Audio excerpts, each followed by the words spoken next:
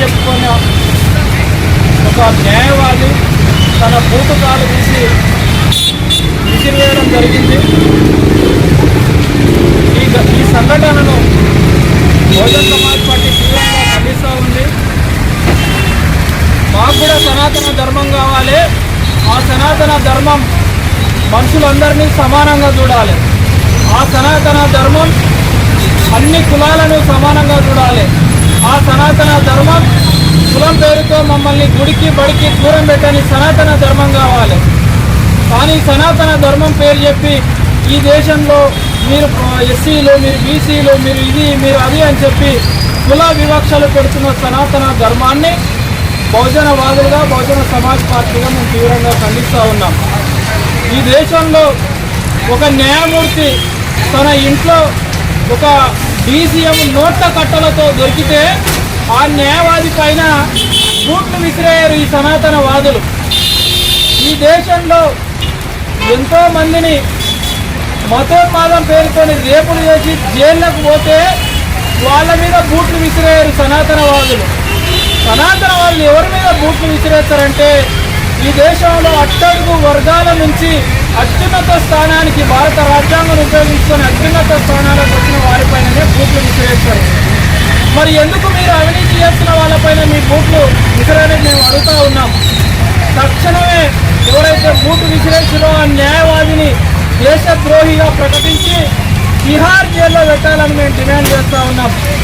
అట్లాగే ఈ ప్రాంతంలో ఏ సనాతన ధర్మం అయితే మీరు చెప్తున్నారో తెలకపల్లి మండలం జంగమోనిపల్లి గ్రామంలో ఇప్పటికీ మీరు ఫలానా కులం కాబట్టి గుడిలోకి రావద్దని అంటూ ఉన్నారు. ఈ ప్రాంతంలో ఎస్సీ మాల కులానికి చెందిన ఎంపీ మల్లురవి గారు ఉన్నారు, ఎమ్మెల్సీ గోరెడ్డి వెంకన్న గారు ఉన్నారు. వీళ్ళిద్దరు కూడా మాల కులానికి సంబంధించిన వాళ్ళే. జంగమోనిపల్లిలో మాల కులస్తులను గుళ్ళలోకి రాణిస్తలేరు.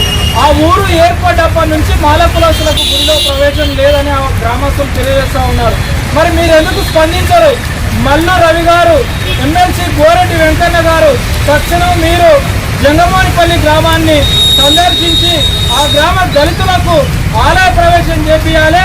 వాళ్ళని ఆలయ ప్రవేశం చేయకుండా ఎవరైతే చేస్తారో వాళ్ళ మీద మీరు చర్యలు తీసుకోవాలని మేము డిమాండ్ చేస్తూ, అట్లాగే ఈ రాష్ట్ర కాంగ్రెస్ ప్రభుత్వంలో మాదిగ సామాజిక వర్గానికి చెందిన మంత్రి అడ్లూరి లక్ష్మణ్ అనే ఆయనను బీసీ సామాజిక వర్గానికి చెందిన పొన్నం ప్రభాకర్ గారు దున్నపోతు అని తిరుగుతూ ఉన్నారు.